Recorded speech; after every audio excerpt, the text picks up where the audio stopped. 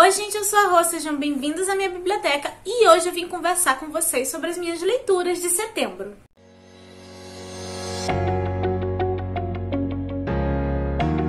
Setembro foi um mês que eu fiquei muito satisfeita porque eu consegui, assim, colocar meu ritmo de leitura de volta, sem contar que eu fiz boas leituras, eu gostei bastante de quase tudo que eu li, né? Então, assim, foi um mês excelente, né?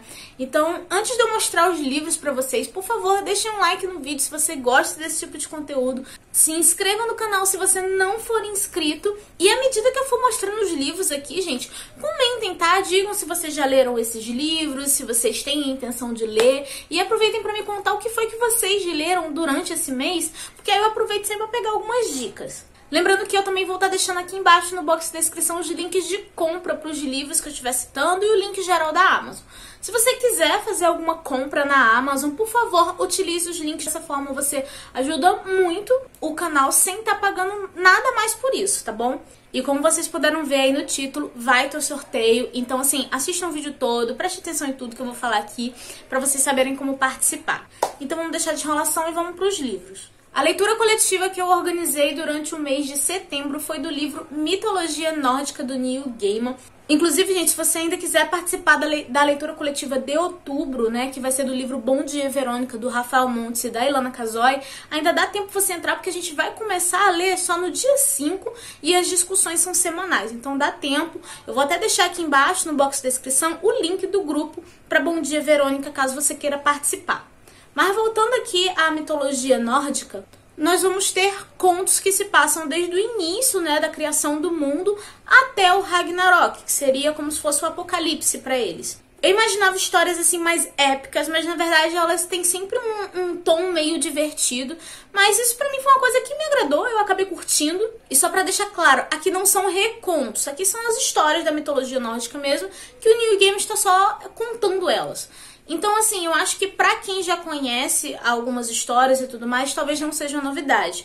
Pra mim, foi porque eu não conheço muito sobre mitologia nórdica. Então, assim, se você já conhece as histórias, talvez pra você não seja tão interessante assim, talvez pareça um pouco repetitivo, mas assim, pra mim e pra quem não conhece nada, eu acho que pode ser uma leitura bem divertida. Dentre os personagens, o que eu mais gostei realmente foi o Loki. Ele é literalmente o deus mais inteligente, ele é o retrato do caos, e literalmente a história só anda por causa dele, sabe? Todos os deuses tem um pé atrás com o Loki, porque normalmente é ele que causa e ele que resolve os problemas. Confesso que fiquei bem decepcionada com o Thor, porque o Thor é literalmente só um guerreiro grande e bruto, tá? Então eu fiquei meio tipo, tá, prefiro da Marvel, a verdade é essa. Mas assim, gente, esse livro eu gostei bastante das histórias, eu achei elas divertidas e obviamente que boa parte disso de eu ter me agradado foi por causa do Loki. Aí do projeto de leitura coletiva da série Crônicas dos Lunares, nós lemos o terceiro livro, que é Cress. Esse aqui seria como se fosse o reconto da Rapunzel, só que obviamente a história tem uma linearidade, né? Então você precisa ler os livros em ordem. Se você não sabe sobre o que se trata essa história, já tem resenha do primeiro livro no canal, tá bom? Vou deixar nos cards pra vocês assistirem. Mas aqui nós vamos ter uma nova personagem, né? Que é a Cress. E ela, em vez de viver presa numa torre, como a gente conhece na história do Conto de Fadas, aqui ela vive presa em um satélite. Eu adorei essa personagem, eu adorei a história dela. Sinceramente, esse foi o livro que eu mais gostei da série até agora. E, assim, eu achei a Cress muito bem construída, porque ela é muito inteligente e tudo mais, tanto que ela é quase uma hacker, né? Só que ela é muito inocente em alguns aspectos de convivência, porque ela viveu por muito tempo isolada nesse satélite, então ela não tem muita noção de convívio social. Nessa série tem todo um enredo voltado para a doença que está se espalhando, sobre a guerra entre a Lua e a Terra, só que assim, tem romances envolvidos. E o desse livro foi o que eu mais gostei, foi o casal que eu mais torci, assim, sabe? Que eu mais me vi entretida lendo. Sobre o enredo geral, eu tô muito curiosa pra conclusão dessa série, porque, assim, a história andou bastante, né, relacionada a Cinder. Nós vimos mais um pouquinho sobre a personagem que vai aparecer no quarto livro, que é a Winter, e eu gostei muito da aparição dela, fiquei bem intrigada. E tem alguns aspectos a respeito dos lunares que estão me fazendo ficar muito curiosa para ver como que a Cinder vai ter que lidar com isso no futuro. A galera do grupo tava até comentando, né, algumas teorias do que poderia acontecer, mas só lendo pra descobrir, né, lendo o 4º volume. Mas assim, gente, eu adorei esse livro, sinceramente pra mim é o melhor da série. E eu já amava a Cinder e agora eu vejo que eu amo muito mais a Cress, sabe? Eu já gostava da primeira personagem, essa aqui é a que eu mais gostei mesmo. Li também Dias de Sangue e Estrela, que é a continuação do livro Feita de Fumaça e Osso. E assim, eu não vou poder falar tanto porque eu não quero dar spoiler pra vocês, obviamente.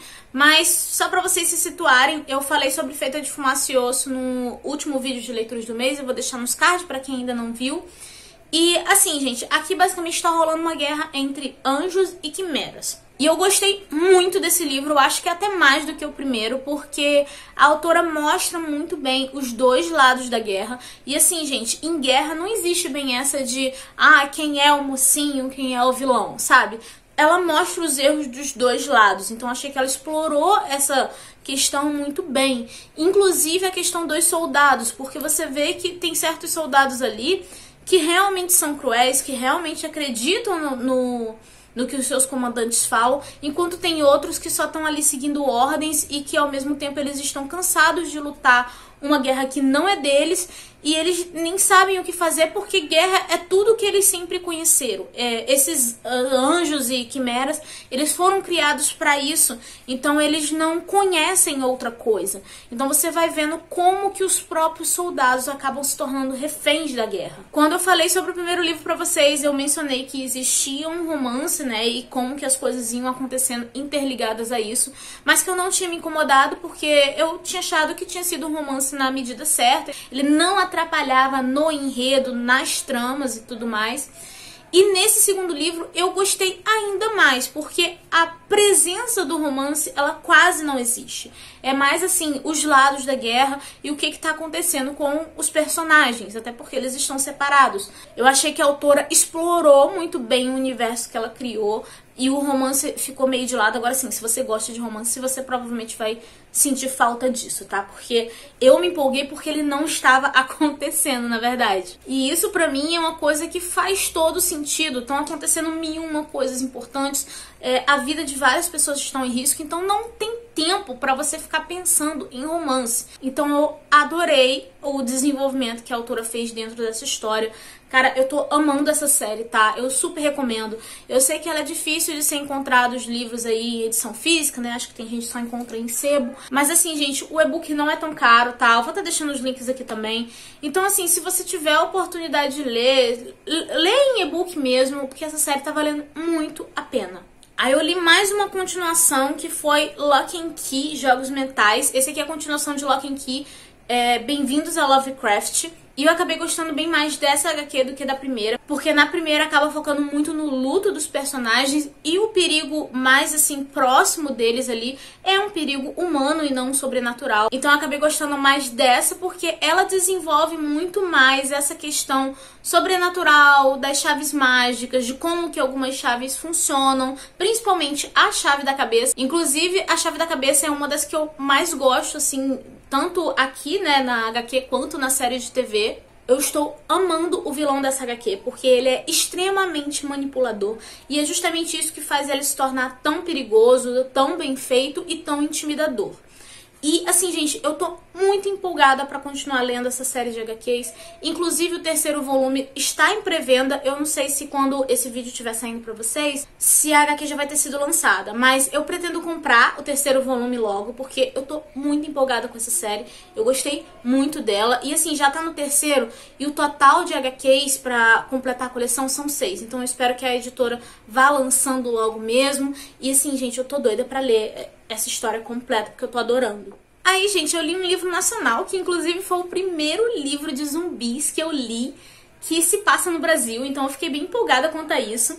Eu já cheguei a ver algumas séries, alguns filmes de zumbi, eu até curto um pouco, só que eu nunca tinha lido um livro de zumbis, né? Então eu li apenas um Diário do Fim do Mundo, e eu curti bastante essa história, que nós vamos ter 2 jovens que eles saíram do interior e se mudaram para a cidade de São Paulo para cursar a faculdade. Só que pouco tempo depois acaba acontecendo um apocalipse zumbi. Então esse basicamente é um livro de sobrevivência. E eu achei interessante porque normalmente quando a gente vê essas histórias, sempre tem algum personagem super, ultra, mega confiante sobre do que está fazendo. Só que aqui não, você sente muita realidade nas ações dos personagens principais. Você os vê em muitos momentos que eles estão desnorteados, que eles não sabem o que fazer. Tem alguns acontecimentos aqui que são um pouco absurdos, mas como é narrado em primeira pessoa... Ah, e outro detalhe, como é apenas um diário, o livro é literalmente contado como se fosse o diário de um dos personagens. Então, assim, a leitura flui muito bem, porque parece até que ele tá conversando com você sobre tudo o que aconteceu. Então, voltando, tem alguns acontecimentos aqui que ele narra que são um pouco absurdos, sabe? Você fica um pouco descrente, porque isso é sério, só que o próprio personagem fica intrigado do tipo, gente, isso realmente está acontecendo, que você acaba se convencendo daquilo, porque você vê que até pra ele tá sendo absurdo. Como eu falei, o livro acaba sendo muito fluido, porque é esse formato de diário, e tiveram alguns momentos em que eu fiquei muito preocupada com a vida dos personagens e tudo mais, e outros em que eu achei engraçado. É porque assim, gente, o brasileiro tem o dom de rir da desgraça. Então tem uma cena que eles acabam rindo ali, e eu virei e falei assim, cara, isso é bem a cara de brasileiro mesmo, sabe? Me convenceu. No geral, eu gostei do grupinho principal de personagens, né, que no caso são 4 estudantes, 3 rapazes e uma moça, e um professor da faculdade. Eu gostei muito deles. Eu acho que o que eu menos gostei foi da moça, porque eu achei ela um tanto passiva, a história simplesmente levava ela e ela acabava não demonstrando opiniões e acabava só seguindo os caras. Mas eu entendo, isso não é uma falha do autor, tá, gente? Eu entendo que a personagem é assim por causa do tipo de vida que ela levava antes desse apocalipse começar. Então ela acabava vivendo uma vida muito submissa e quando tudo começou, ela estava desnorteada, ela não sabia o que fazer e ela precisava muito de alguém para dar apoio a ela. Óbvio que eu iria preferir ver uma personagem feminina forte e tudo mais, mas eu achei que o comportamento dela condiz com o que ela vivia antes, né, com quem ela é, porque eu acho que se ela começasse a ficar corajosa do nada não iria fazer sentido com a construção do personagem. Então assim, foi bem construído mesmo que não fosse um tipo de personagem que eu goste. Sobre o final, ele é aberto, mas eu gostei muito desse final aberto porque o autor deixa literalmente a critério da sua imaginação.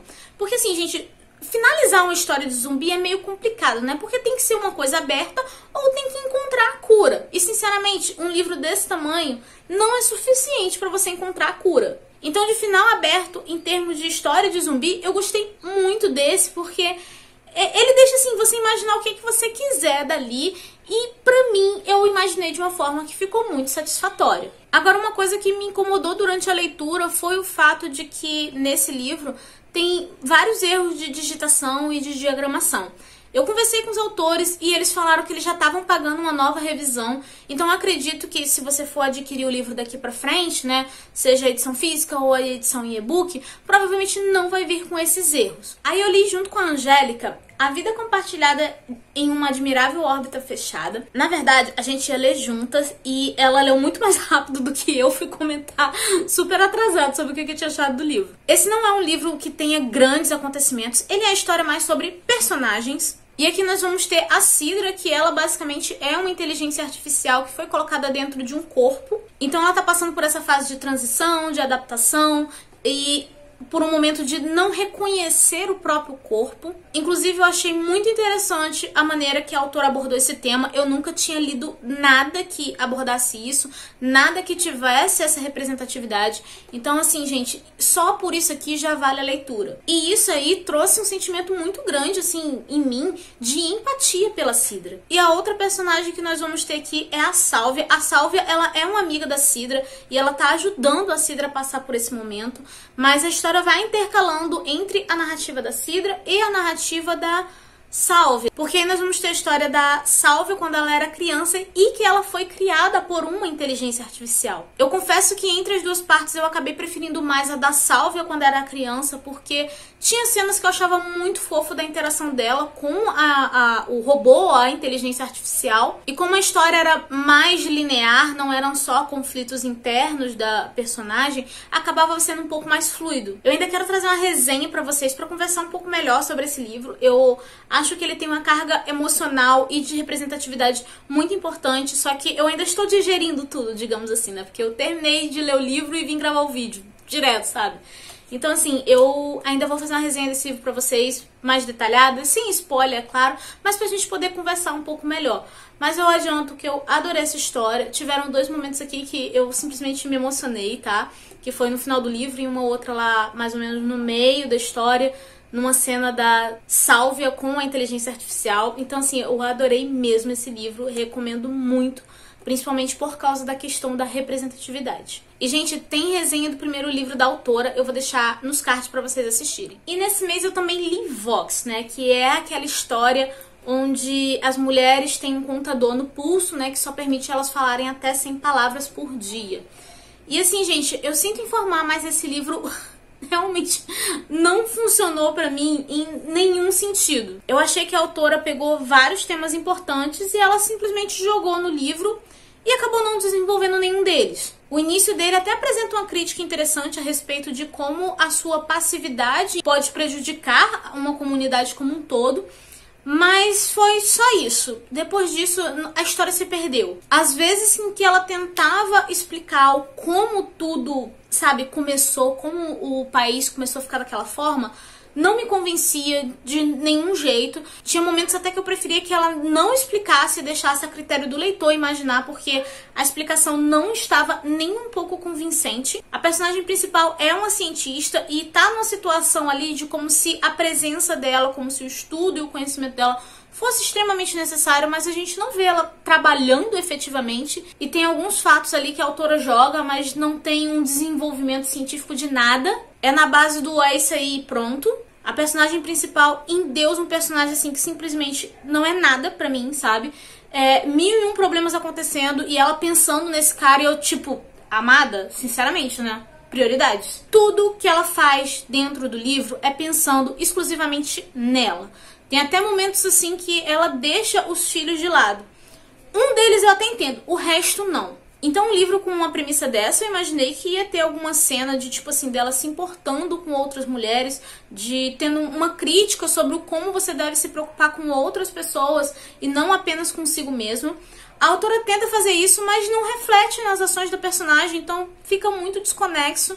O final acaba sendo extremamente apressado e conveniente. E assim, a melhor maneira que eu posso exemplificar isso é, sabe aquele final de novela que tem uma cena super apressada com o vilão e depois começa a mostrar várias cenazinhas de como que ficou tudo bem? Então, o final desse livro é assim. E se houvesse uma construção pra isso, tudo bem, mas não tem. Chega num determinado ponto do livro que a autora começa a jogar certas coisas ali que é só pra poder concluir a história do jeito que ela quer, ser conveniente, mas de uma maneira que não é convincente. Então assim, gente, foi uma experiência bem ruim pra mim. Eu acho que ela só não foi pior porque, como os capítulos são curtos, você acaba lendo muito rápido. Mas assim, realmente não me agradou. Eu acho que ele não traz uma mensagem de união feminina ou alguma coisa assim.